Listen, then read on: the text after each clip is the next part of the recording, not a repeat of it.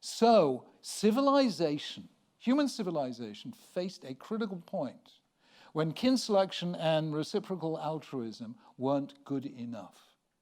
When did this happen? When we moved from hunter-gatherer to agriculture. Once you had agriculture, you had large populations that were static, living in one place, and you had the birth of towns and cities.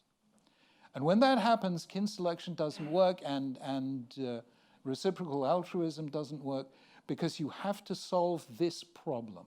How do you establish trust between strangers? That was the key problem that human beings had to solve, without which we would never have had civilization. We'd still be hunter-gatherers. It is then that you get, for the first time in history, the emergence of large-scale religions. I don't mean primitive kind of religions which go way back. I mean religions with myths, with rituals, with temples, with priesthoods. Those appear alongside the birth of cities. And they solve the problem of trust between strangers. Why? Because they give some metaphysical justification for the social order. The Egyptians, for instance, in the Egypt of the pharaohs, believed in something called Ma'at, which is justice, cosmic order, and so on and so forth. And that became part of the shared mental reality of all Egyptians. It was celebrated in rituals, in festivals, in prayer, in sacrifices. And that solved the problem of trust between strangers.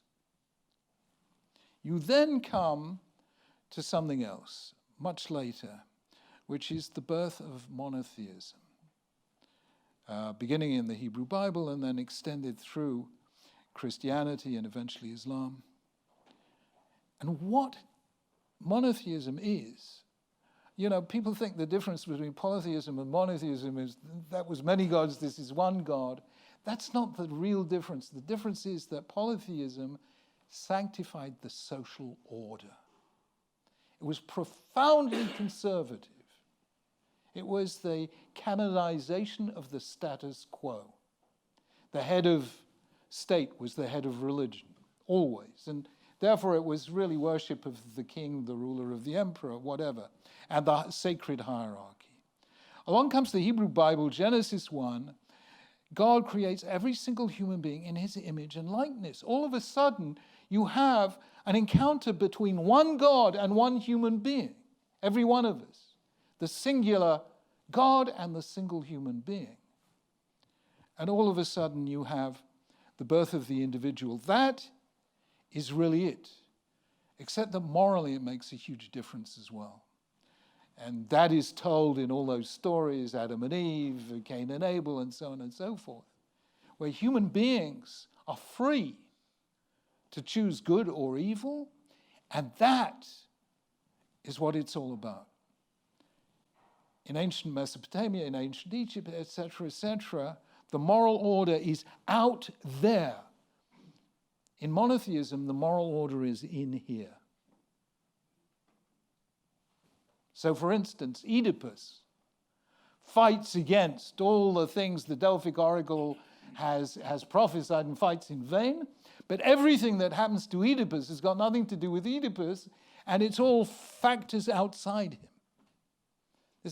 There's no psychology to Oedipus. We know it's all going to end in tragedy. Whereas Shakespeare's Hamlet, already inhabiting this world of monotheism, all Hamlet's problems are in here.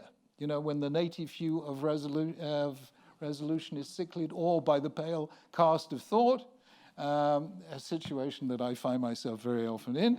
And one way or another, instead of the social order being some objective fact out there, becomes an individual form of conscience in here. And incidentally, this creates a new kind of morality.